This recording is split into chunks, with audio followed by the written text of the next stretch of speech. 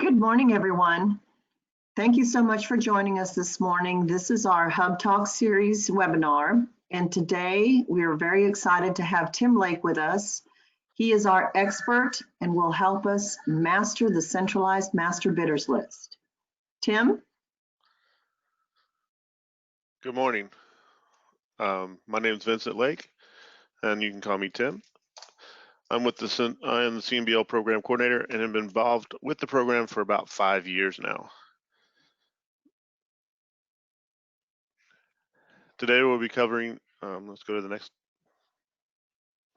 Today's topics, we will be covering how to find and register for the CMBL, password issues, the Nigp codes, electronic state business daily, vendor performance, tracking system, and how the CMBL is beneficial to the hub vendors. Next. So what is the CMBL? CMBL is a part of the Statewide Procurement Division. We fall under the Texas Comptroller of Public Accounts. SPD is the central authority for the state procurement in Texas. And the CMBL is the master database used by the state of Texas to develop a list of purchasers, a list of vendors that receive bid opportunities based on the products and services that they provide the state. Next. There is a cost for registering on the CMBL of $70 per year. Begins on the date of payment and ends on the anniversary of that payment. The registration payment helps to cover the cost of both the CMBL and HUB programs, so everybody gets a slice. Next. So we're real easy to find on the CMBL. Just go to the Comptroller's website, www.comptroller.texas.gov, right up there in the upper left-hand corner. And if you're a first-time user, just go down to the register heading inside the Business Center box, and we're listed there, right on the front page. Returning user login, returning users that have already set up an account can easily get to the returning user login page by hitting the web file eSystems login button, also located inside the Business Center. Next. And you can also get there by clicking on the purchasing tab that's located at the top of the Comptroller's webpage.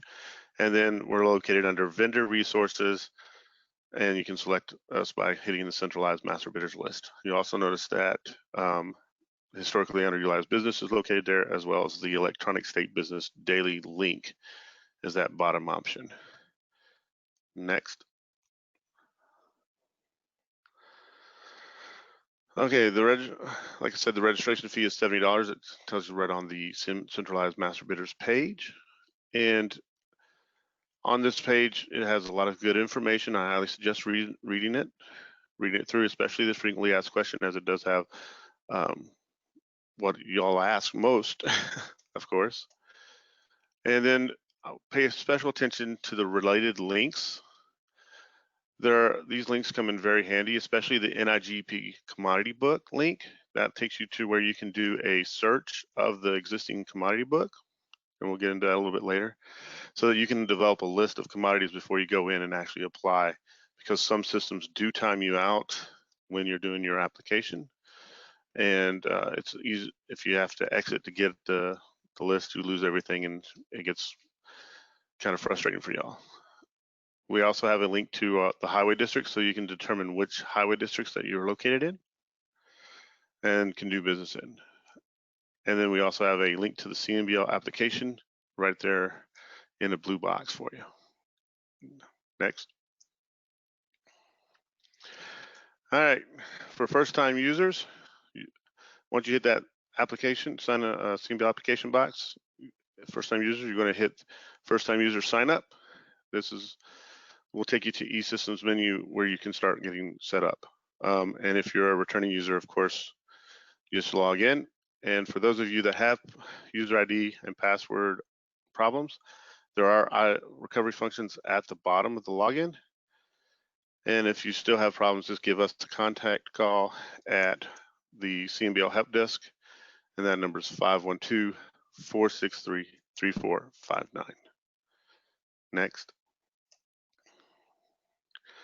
First-time users will be asked to set up their own unique credentials, set up a user ID, password, and security question.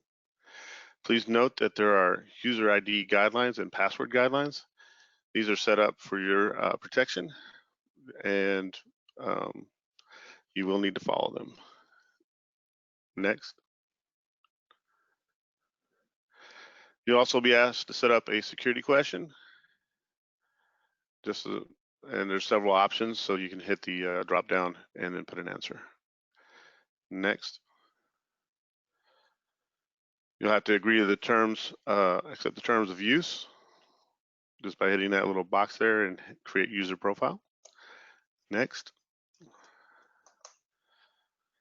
And this takes you to the eSystems menu. If you're your first time on the system and you're applying for CMBL or HUB, you will hit the State Payments and Vendor Systems link that says apply for CMBL and HUB. If you're a returning user and you already have an established CMBL or HUB account, hit Manage CMBL and HUB. Now here, if you've already have either one, this is where you'll go. That's to, if you already have a HUB account and you want to add the CMBL, hit Manage CMBL and HUB. Next. Okay, unlocking the code. Finding the NIGP codes that will best describe the goods or services your company provides. This is where we're going to get into the meat. Next. You can find the link to the commodity book by going to the Purchasing tab at the top of the Comptroller's webpage and going down to Procurement Resources and selecting NIGP Commodity Book link. Once you click on that, next, it's going to take you to the National Institute of Governmental Purchasing Commodity Book webpage. The search functions are located under Resources. You have three options. You can do a commodity book download. This, you can download it, but it does stay static, and there are frequent updates to it. So if you're going to download it, make sure that you download often. There is a commodity listing by class code, and then you have a search commodity book by alpha keyword search. Next. Commodity book is set up with class and items. The first, when you're doing a class search, this is what you're going to see. It'll list the class and the description of that class. Now that's, each class can have up to 99 items listed under it. So when you click on it, there'll be listings under that. Next. And here's what it looks like. You have the abrasive code.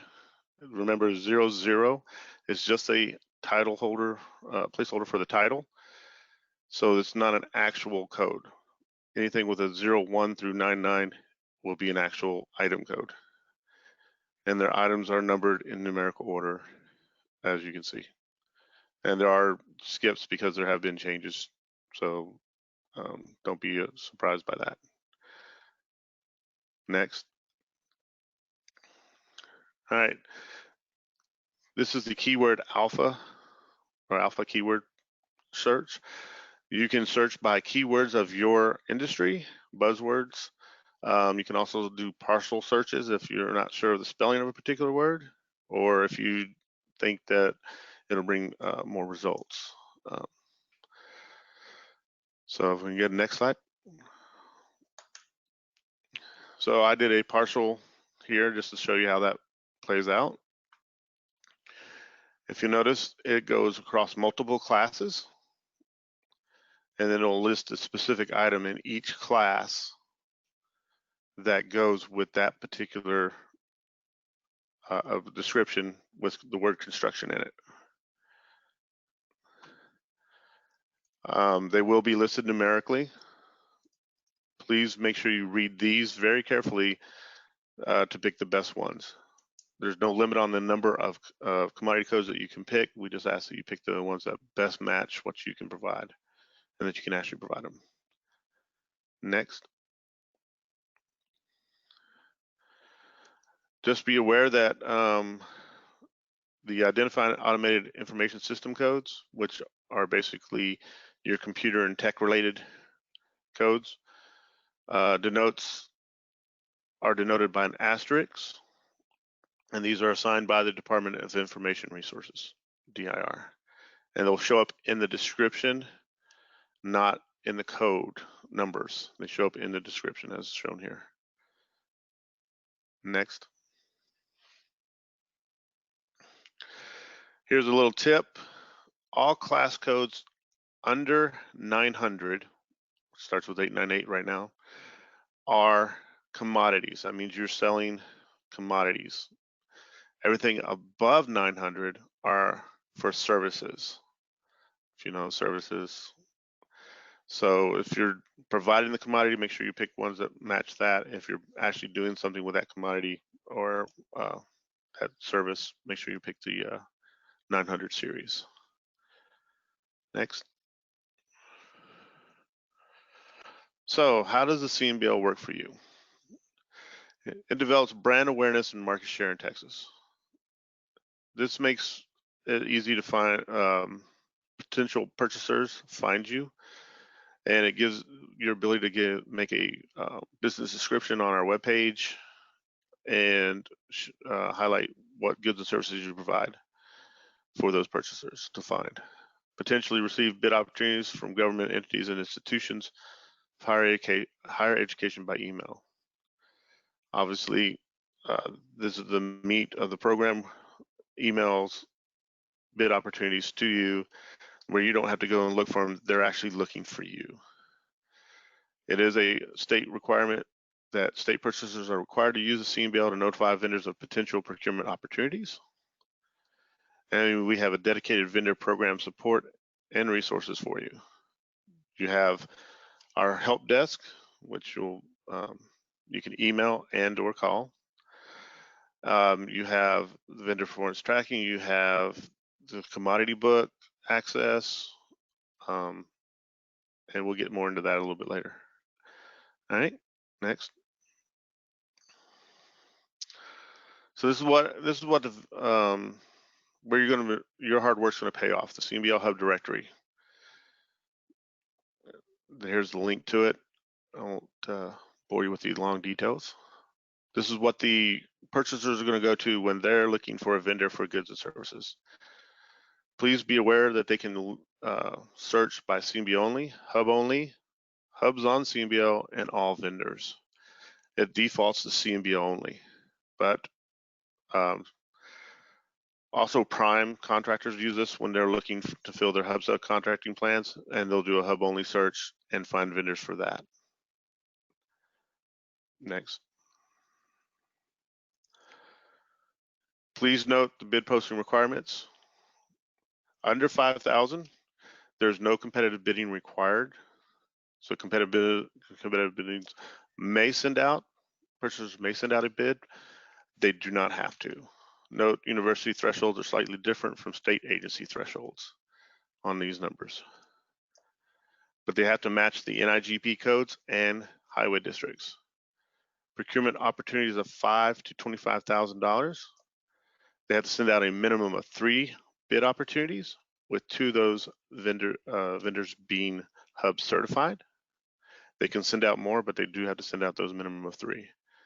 Then over 25,000, state agencies are required to send notice to everybody listed on the CMBL with the matching bids, highway districts and codes.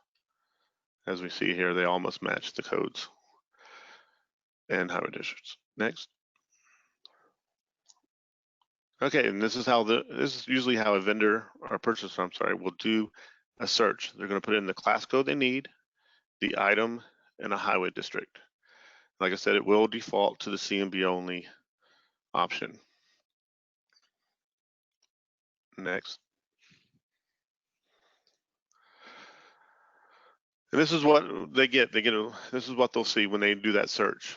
They'll get a search search results overview, and it tells them how many vendors we found, how many are hubs, if there's any inactive vendors included, and it'll reiterate what they search for. Vendors listed with matching NIGP and highway districts will show up in a list by VID number and by company name. They are in alphabetical order, and then the purchaser can make a selection to contact out of that list. Next. Once they click on an actual vendor page or link, they will see the vendor details come up. There are 3 tabs at the top. You have your CMBL Hub vendor detail page, your commodity description page, and the vendor performance report search, or VPTS. That's where you get your grades. If you'll notice, your VID numbers here, your company information, your how to contact you, all your business information is here. Your business description, this is an area where you can describe what you do in a little bit more detail. And then at the very bottom, there's a list of highway districts selected. So that'll show where you can provide those goods and services. Next.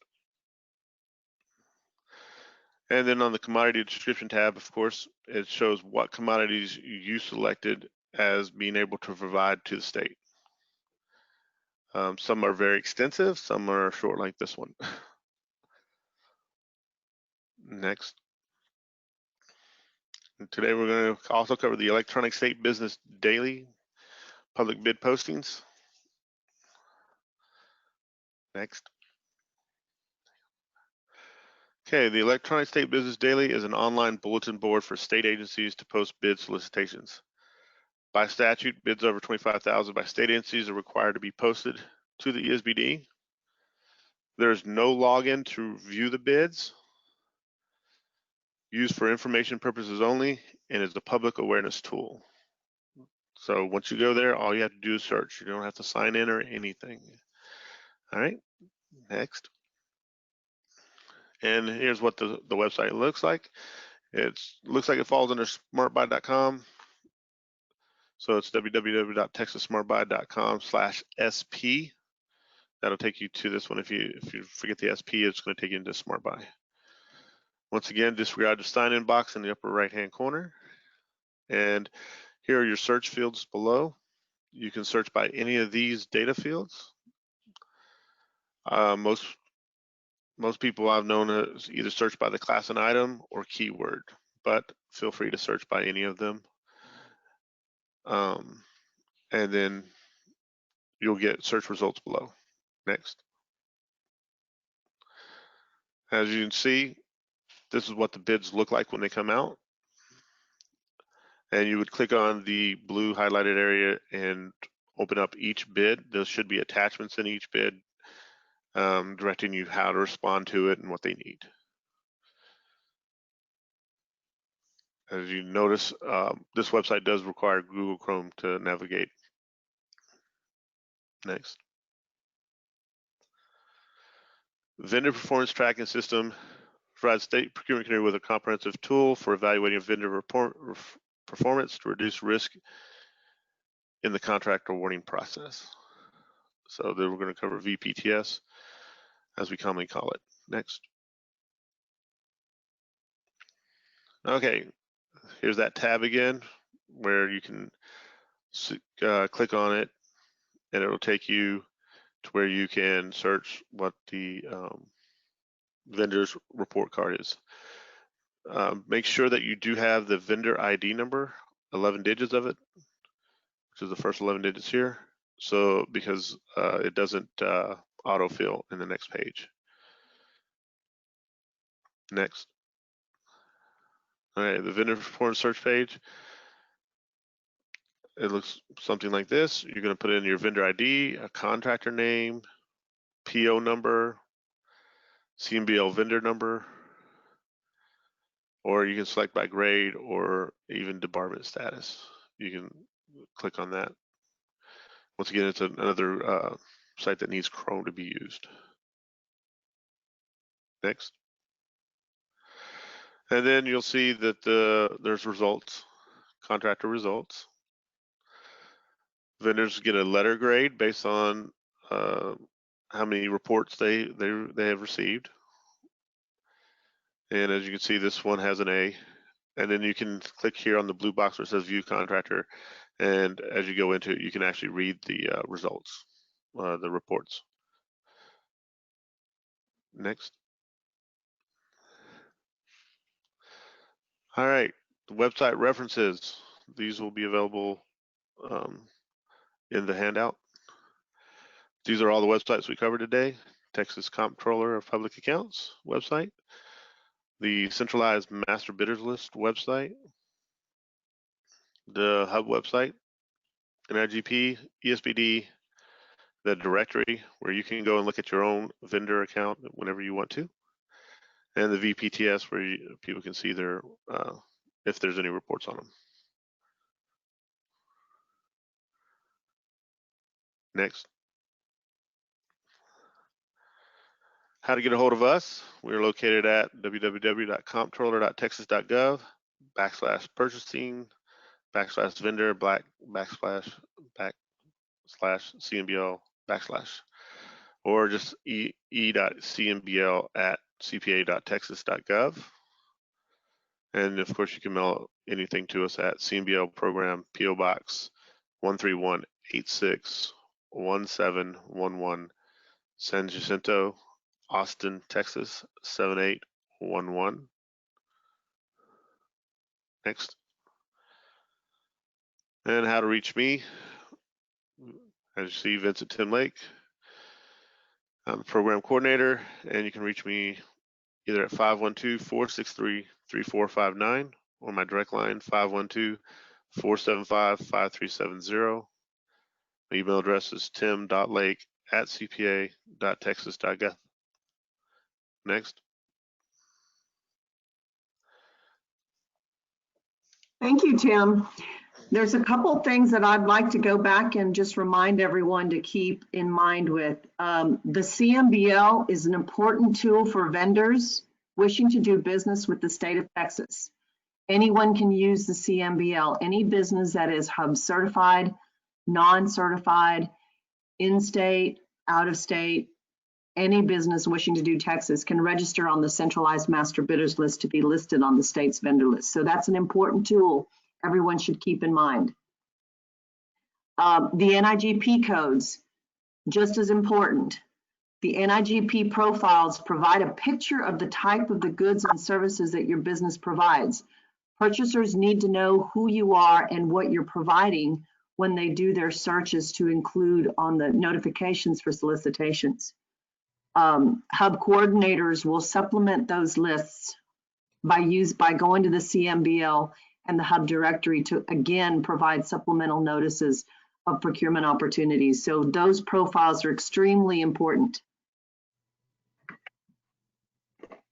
The other thing I had to mention is those vendor searches.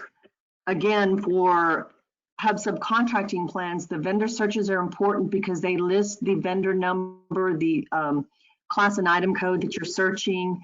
It provides a list of the HUBs that you are notifying.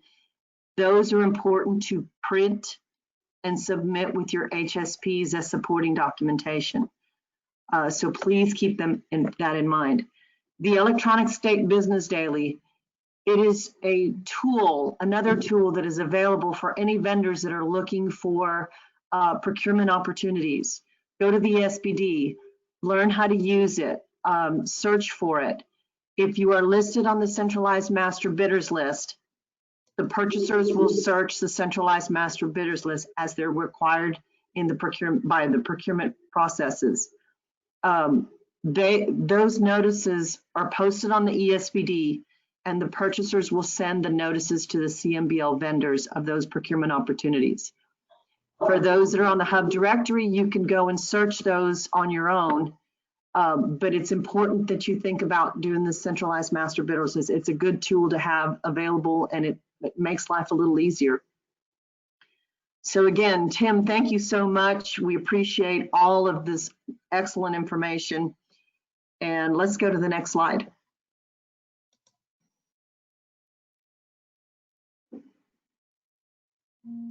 I think we're going to stay on questions and answers. Yeah, I'm going to turn it over to you, Tracy or Lynn. Yeah, and Tom's on, so Tom's going to read out the questions for the audience, and then one of us will go ahead and answer. So Tom, if you want to take it over. And which one are we on for sure, Lynn? Is this the one for the $25,000?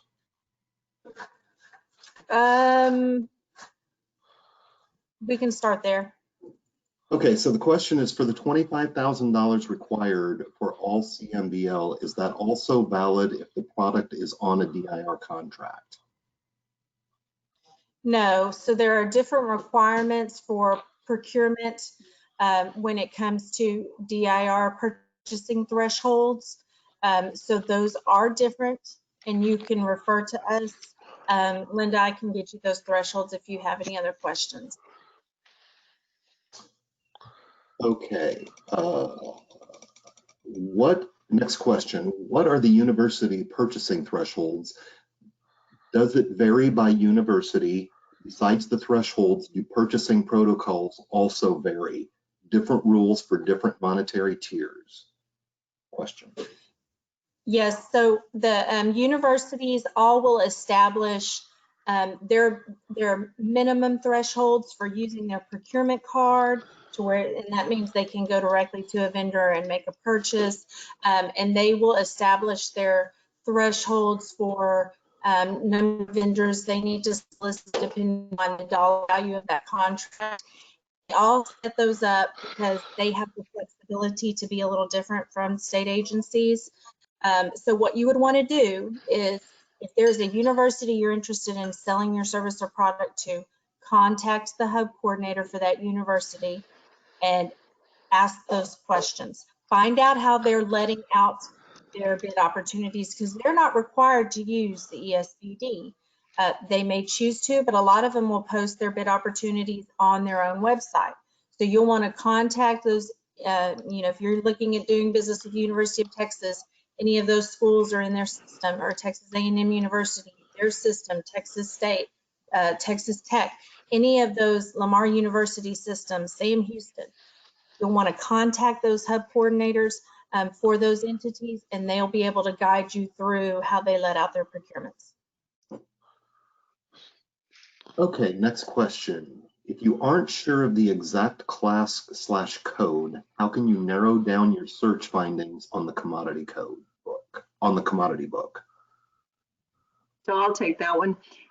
This is Maya. The Statewide HUB program is happy to help and assist you in going through the searches and talking it out to make sure that we are listing you correctly. So just contact the Statewide HUB. Okay. Next question. What is the difference in hub only and hubs on CMBL on the CMBL/hub directory? Which is the better one to search? So the hub directory, when we have vendors that are certified and approved, they automatically go into the hub directory list. For any vendor wishing to be on the centralized master bidders list, there is a $70 fee, and you can be hub, you can be non-hub, you can be in-state, or you can be out-of-state. But the hub directory is a listing of all hubs that are certified through the Statewide HUB program.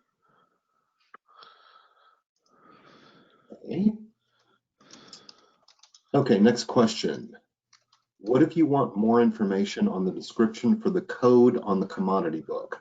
Some are pretty vague. How can we determine which is the best one to select?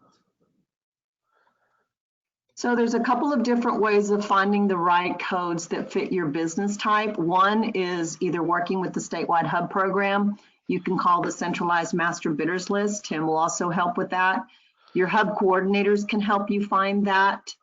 And sometimes it's also good to talk to the agency hub coordinators, because one purchaser may view one commodity with one code and another one can use it with another code that's similar.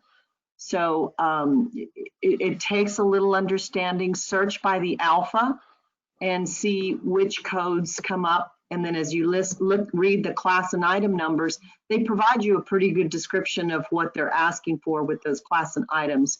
So sometimes you may have to use a couple of the codes to completely describe what it is you're providing.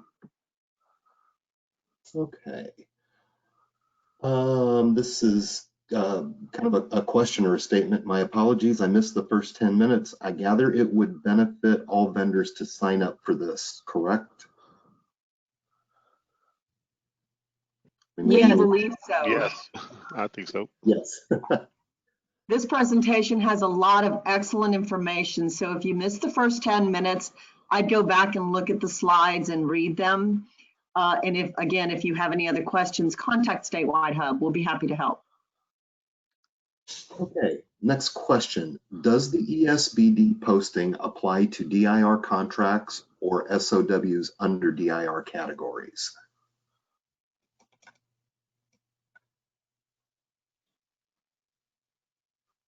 Can you read that again, please?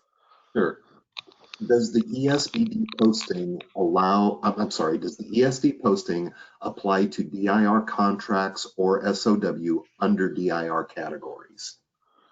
Okay, yes, and what you will do is contact our office. So if an agency is writing a statement of work, they will contact DIR prior to letting any of that out, and we will help walk them through what their requirements are. Okay, next question. Where do you get the vendor ID? The vendor ID is a taxpayer number. So for hubs, you will get that from the Comptroller's office. Actually, for any vendor, you'll get it from the Comptroller's office, but it's based on your tax ID number. And then there's certain changes that the CPA will make so that they're not identical to your tax ID number, but they still identify you for payment purposes. Right, that's your federal employer identification number that you have, that you pay, that you get from the IRS.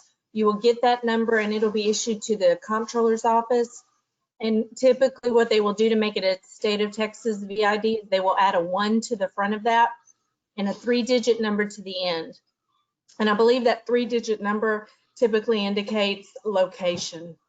But it's something that the Comptroller's office will assign back to you. But it is based off of your EIN. So if you don't have one, go to the IRS website. It's very easy. You can register and get one, and they will mail you your own EIN for your company. You can do it within a day. Just to expound on that, on the VID number, when you apply for the CMBL, it's going to request that you, or the hub online, it's going to require that you put in your EIN number. And at the end, it's going to have a page and it says print this for your records, and it'll have that VID number on there for you. So if you register online, by the end of the process, you'll have your VID number. Okay, next question. We get a lot of bounce back emails when sending out bid notices of upcoming bids. How can that list be updated?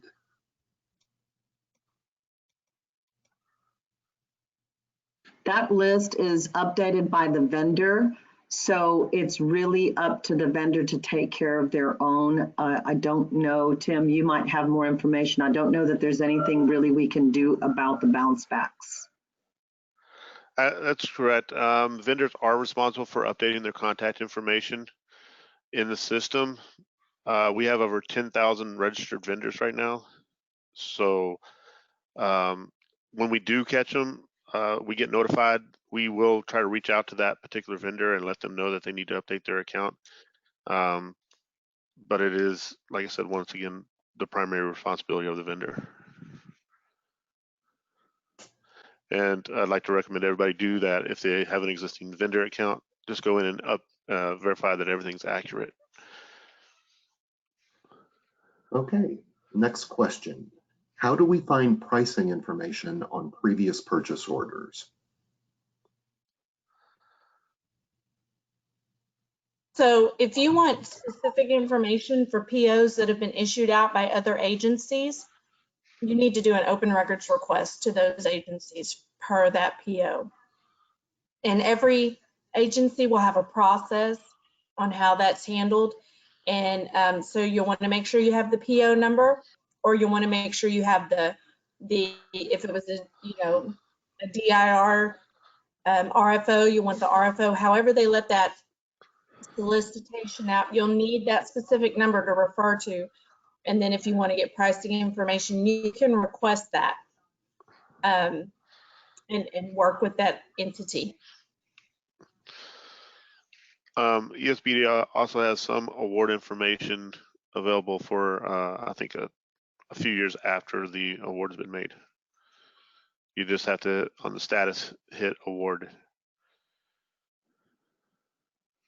Okay, Tim, you get a shout out.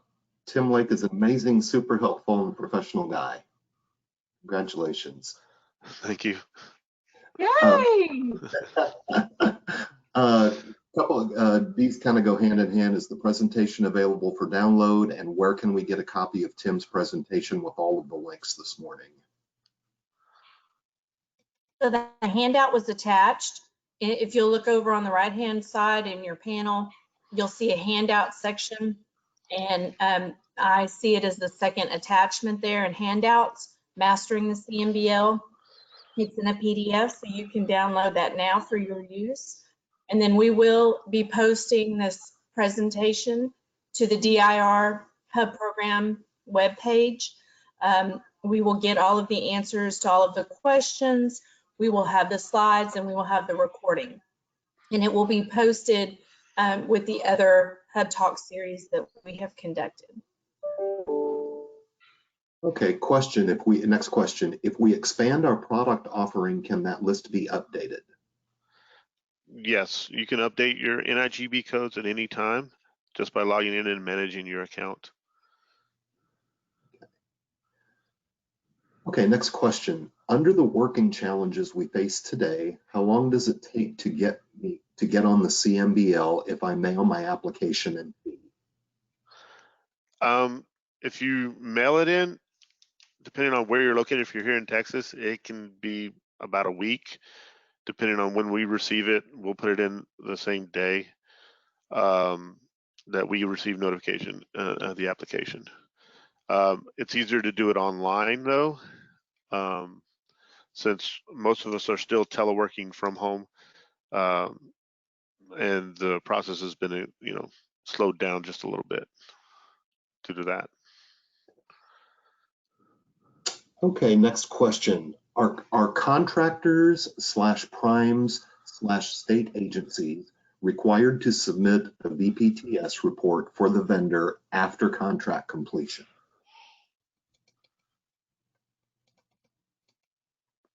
It is recommended that the contract managers, when the contract's completed, provide that vendor performance.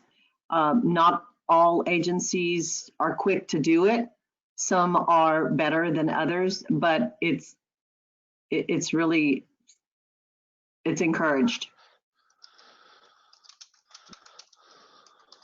Okay, next question. Is there a way that vendors are able to search both the current and historical records of bids by NIGP codes?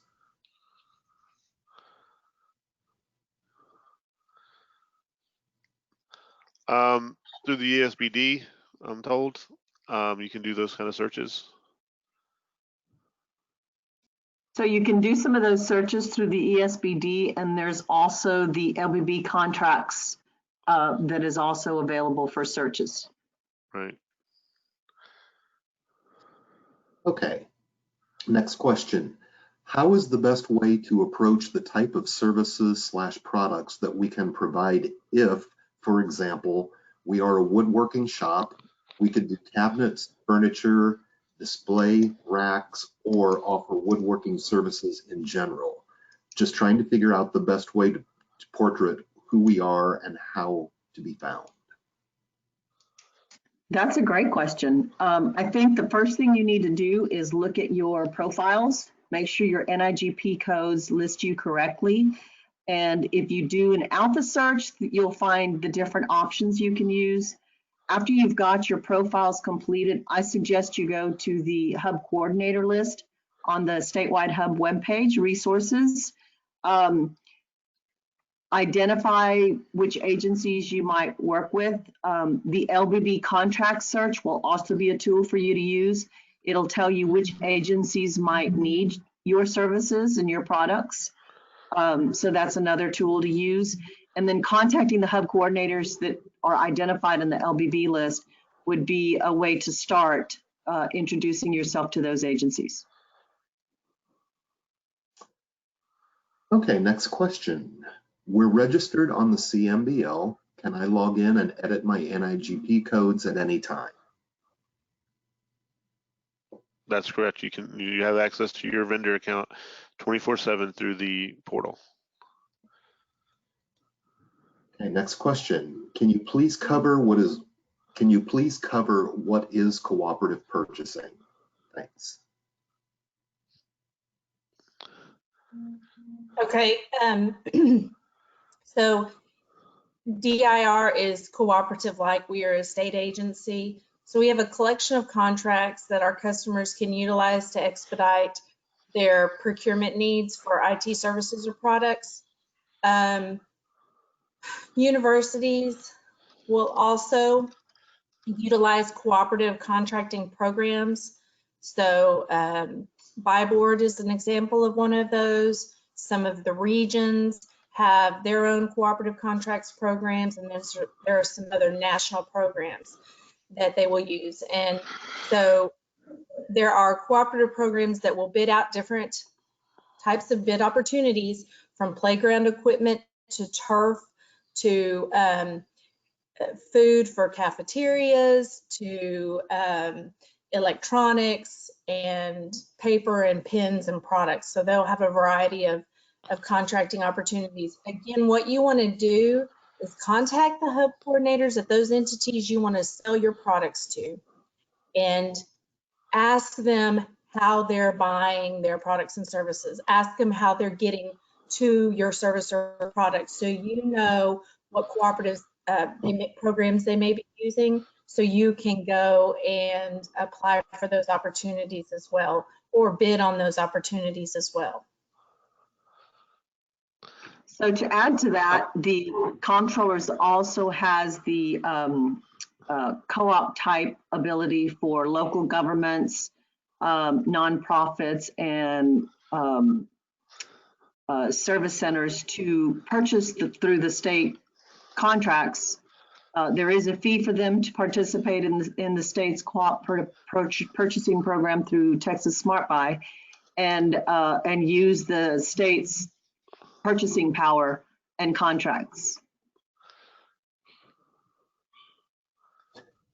Okay, next question.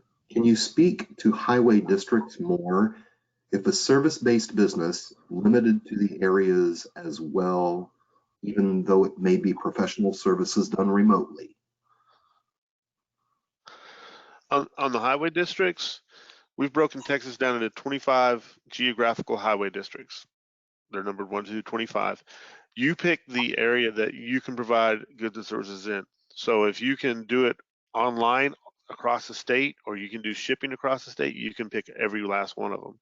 If you can only do in a certain area based on the commodity or service that you provide, then you would just pick the geographical area that you can actually provide that good and service in.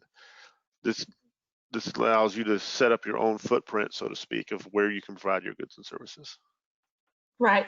It's a tool for you to tell the state of Texas purchasing individuals where you provide your services or products to. So you dictate how, if it's the entire state, if it's a piece of the state, if it's only one county or one highway district, you get to identify that. And please include that, because when agencies or universities or other prime vendors are looking for hub vendors to partner with, they're going to take that into consideration. And something else to keep in mind when you're modifying your profiles and adding your class and item code numbers, go and look at some of your competitors' profiles that are out there. See what class and item codes they may have listed. When you get procurement opportunities to bid on look at all the class and item codes that are included in that solicitation. Make sure you have them on your vendor profile.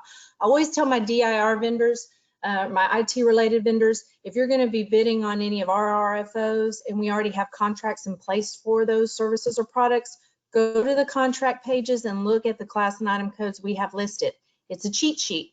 So it helps you figure out at least where you need to start when you're identifying those class and item codes. So make sure those are out there so that the purchasing entities can identify you, the prime vendors can identify you, and we know where and what you can sell to the state of Texas. Okay. Next question, may I get the DIR thresholds as well?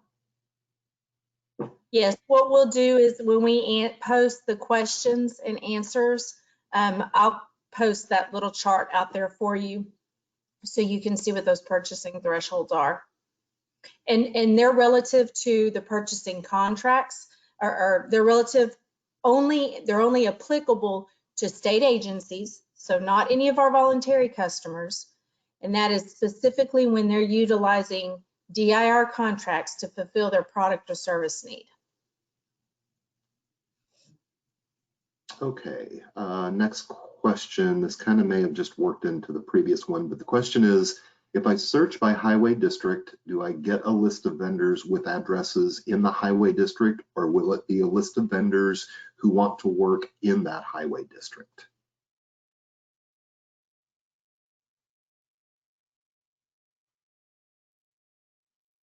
So I believe if you do a highway district search, it's gonna populate businesses that state they can do business in those highway districts. Now, Tim, correct me if I'm wrong, but I think they can do a county-based search, which will identify what county those businesses are in, or does it get down to that level of detail? They can do searches like that. It's a little bit further down on the search directory where they select their output options. We didn't get into that today, but if they want to contact me, I'll walk them through it.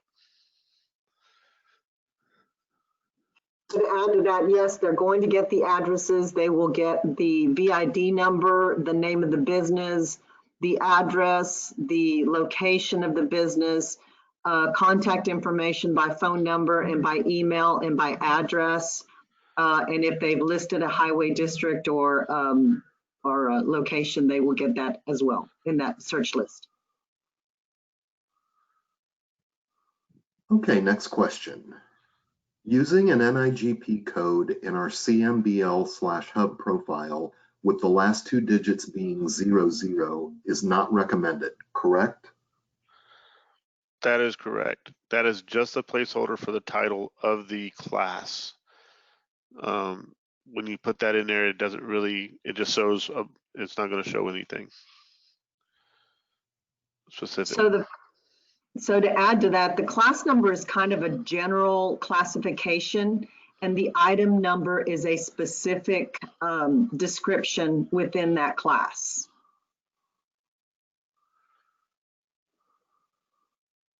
Okay, next question. Is there a list of hub coordinators that we can get? Yes, the hub coordinator list is listed on our hub resources off of the main page of the hub webpage. And we'll show all that information here in just a minute.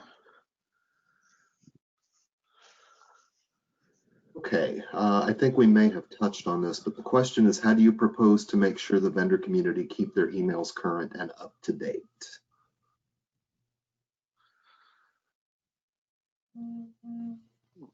So it's up to the vendors to go into their profiles to make sure that they're keeping their information up to date, the contact information, the email information. Vendors are primarily responsible for that. If CMBL does notice that there is something that is bouncing back, they will reach out to the vendor or try to reach out to the vendor. But again, the primary responsibility is up to the vendor. Okay, next question If looking for hub vendors, is it better to search hub only or all vendors? So if you're trying to use hub vendors for an HSP, it is best to use the hub directory, but you can also use the CMBL search and it'll tell you which vendors are hub certified and which are not. But if you're using those for an HSP, again, make sure you're contacting the hub vendor and copy the list and include it in your good faith effort supporting documentation. If you're just looking for hub vendors to network with, then the hub directory would be the best place to go. Okay, next question. Is the hub application still submitted manually through the mail and not electronically? Unfortunately, it still is, but fortunately, we are in the process of working to transition to an online system. That system will probably be up and running completely 100% by April or May of next year, 2021. Okay, next. Okay, next question. We may need a little further clarification on this. The question states, what if a DIR is required for the bid? I think I know what they're asking, Tom. So DIR, and let's just dispel this rumor. DIR doesn't issue there's no registration, there's no list, there's no sign up. So if a agency or university or one of our other customer entities is requesting maybe quote information from you, or maybe you've engaged in talks with them and they're interested in maybe buying your services or product, and they ask you for a DIR number, what they're asking you for is a contract number. So you actually have to go through the competitive bidding process with DIR and be awarded a contract or be listed as a subcontractor or resell under a DIR contract to sell your product or service to those entities. There's no registration, sign up of any kind. You have to go through the procurement process. So if they're trying to ask you about your DIR number, they're asking for a contract number. Okay, next question. If your company was a hub for Texas, but it has expired, what's the process to recertify? So the process to recertify, if a hub is still active, they receive a packet of information requesting them to resubmit the documents needed to recertify. If your certification has expired and it's more than probably 2 or 3 months old, then you need to go ahead and submit a new application. Once it'll take about a month or two for it to, it'll show that you're expired, but it'll take a little bit to drop off and go into a different list that will be there. So a new application and supporting documentations would be best. Okay. Next question. How important is business category?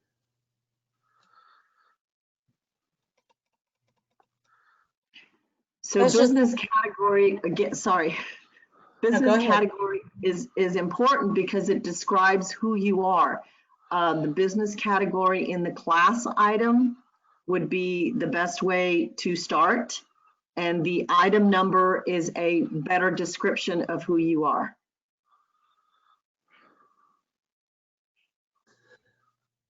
Okay, next question. Do all state agencies report performance on BPTS, or do municipalities? I have been doing business with the state and local entities for years, and my BPTS record does not show anything at all.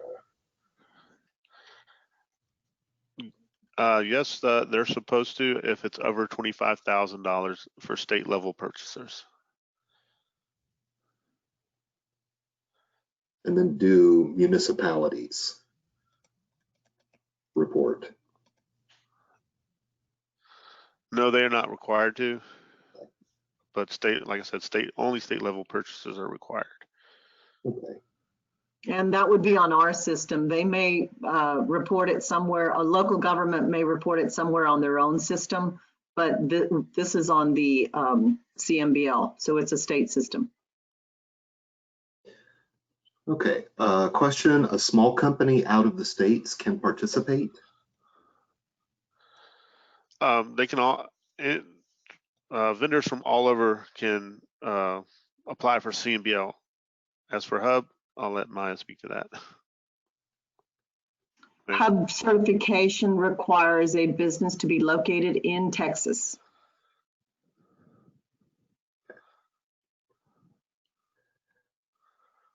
Okay, next question. Does the state ever envision standardizing the bid response process? Some purchasers have different formats, and I find it difficult to complete all the necessary paperwork. Completing all the paperwork is a business itself.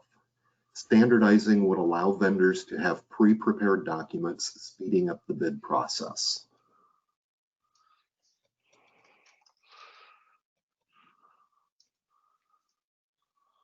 We're going to have to get back, or CPA will have to get back. I will have to get back on that to give you CPA's response. Yeah, and I don't know that it'll ever be so cookie cutter, because remember, each of our agencies and each of our universities has a specific purpose. They're tasked with different unique jobs and services that they're required to provide back to the state of Texas. So there's a fine line of what our requirements or our basic level of requirements are. And then you have to keep in mind the uniqueness of the agencies and universities you're responding to. So they're going to have additional requirements. They're going to have additional needs specific to fulfilling their end goal. Okay, next question we've answered. Yes, the recording will be accessible for everyone later on. Yes, we've discussed that. Next question, what is a DIR contract?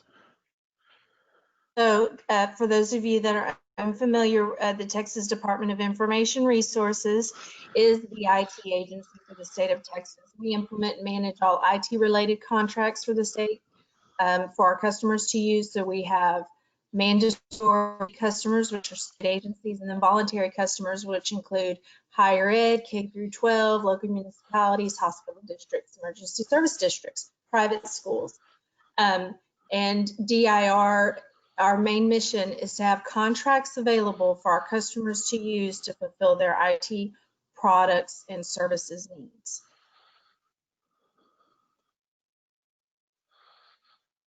Okay, next question. Does ESPD show all opportunities, including HHSC?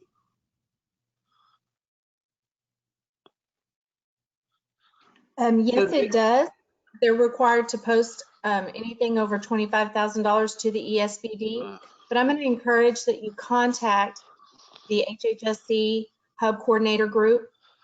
They are developing, I think, their own bid portal system where they may be displaying bids under $25,000. So if you'll reach out to that Hub Coordinator Group, you can find their contacts on the Hub Coordinator contact list. You will reach out to them and they will be able to explain to you their procurement process, where they post information, and if they have any other portals or sites that you need to be aware of.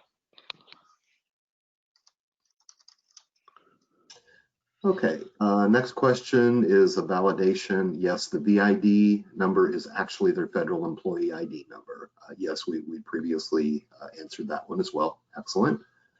Next question, what is the best way to find primary bidders if you wish to become a subcontractor for specific bids for services you might be eligible for? So there's several ways to start with, and I think once you've got your profile done, again, go to the Hub Coordinator list, contact those agencies, ask about networking opportunities, ask about future procurement opportunities, any forecasting, any procurements that they might have coming up, and also ask them to put your business on their supplemental list so that they know who you are and what you provide, and they will also include you and notify you of potential procurements.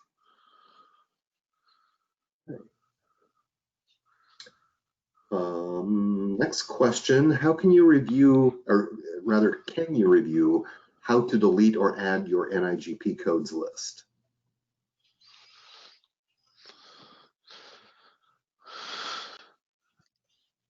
You can, when you log in to your profile, you would go in, manage your CMBL Hub profile.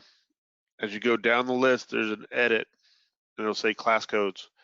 You'll hit that edit button. It'll ask you if you want to add or delete. You can add or delete, and then you, if you're adding classes, you'll select the class. Then it'll have a list of items. You'll select the items, and you'll add it to the system that way. It's all through the profile. Okay, next question. I have a new hub. Whom do I speak to get the bare basics to get me started?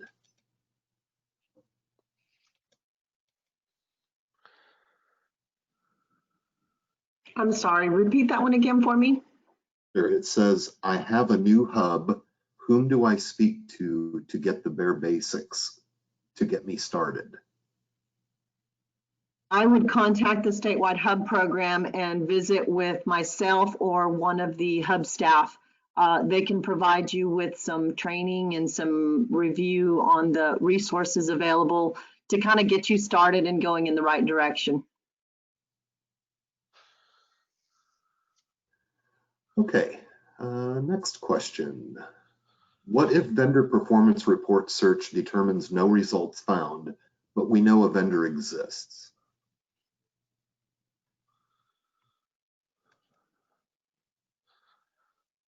I'm having trouble with my internet. Would you repeat that? Sure. The question reads, what if vendor performance report search determines no results found, but we know a vendor exists? There may have not been a report made on, especially if it's under 25,000. And there are only a couple years worth of records on the vendor performance tracking system. Okay. Next question, on VTPS, my entire vendor ID number will not enter. Make sure you enter the first 11 digits. And then we're gonna, Tom will read out one more question. And then if you have entered in a question and we haven't gotten to it today, don't worry. We're gonna send these out and we're gonna populate answers and post them with the presentation, so your questions will be answered. Okay, the final question that we have time for today, would it be helpful if you sent out an would it be helpful if you sent out an email to all the vendors and then follow up with those that have a bad email address? Seems like we could do something more helpful such as this to resolve this issue.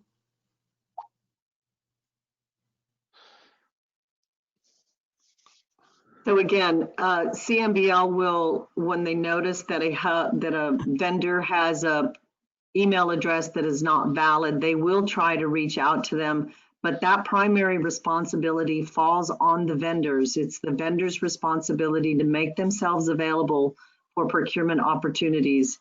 If anyone's looking for networking opportunities, go to the hub coordinators, ask them who to talk to, ask them who their primes are, if they have solicitations coming up so that you can network with them. Some vendors may drop off and not go in and change any of their information. So it's really primarily up to the vendors.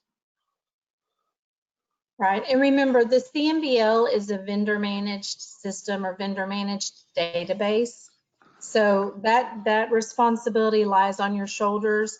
And if you have or had an old profile associated with your EIN or your VID and you can't get in there, you can always contact Tim and his group or contact the hub office, the statewide hub office at the Comptroller's office.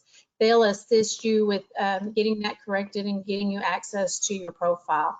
But you know, stay on top of that. I know players and actors change at companies and they do at agencies as well. So, you know, just do your best to manage that and make sure all of your contact information is up to date. And Tim, do you have anything you want to add to that? like you said, it is incumbent on the vendors. But when we do get notified, either by a purchaser or through our email system, that there is invalid emails, we try to contact that vendor and let them know that they need to update it.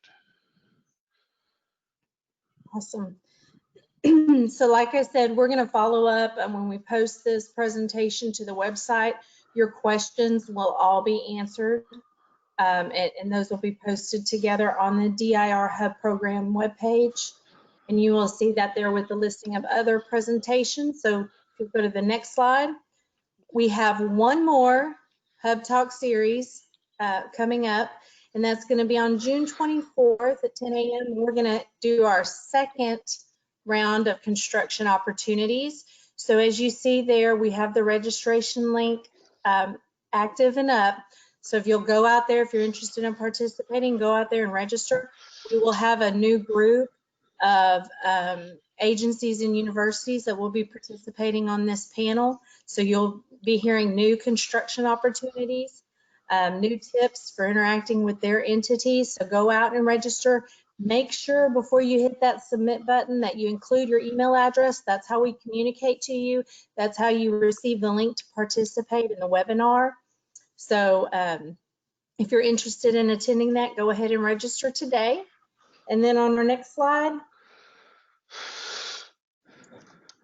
we want to remind you, or we want to let you know that typically we have the Senator West Doing Business Texas Style Spot Bid Fair. Typically that's held in May, and due to the COVID outbreak, it had been postponed and postponed again, but we will be holding that on August 3rd and 4th. It will have a different feel this year.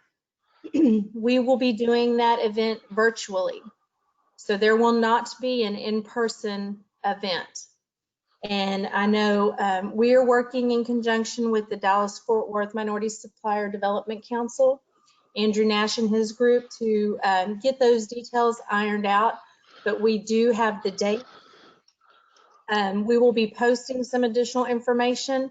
You can find all of that on the Statewide HUB Program's webpage. When additional details and additional links are confirmed, they will post those to their webpage.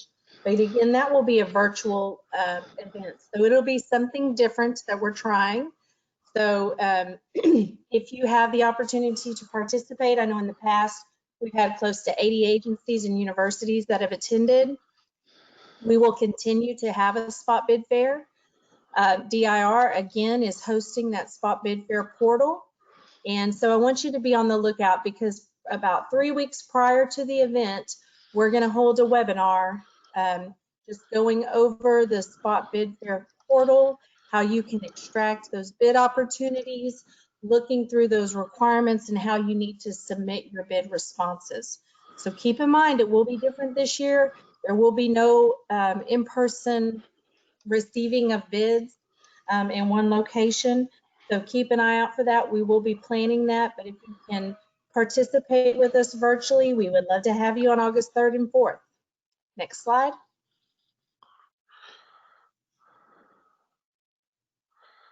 And so again, we'd just like to remind you that our previous Hub Talk series recordings, questions and answers, presentations are all posted to the DIR HUB Program website, and you can see the past series that we have posted. We're working on some. We'll get this one posted as soon as we can, again, with all the questions and answers, presentations, and recordings. Next page.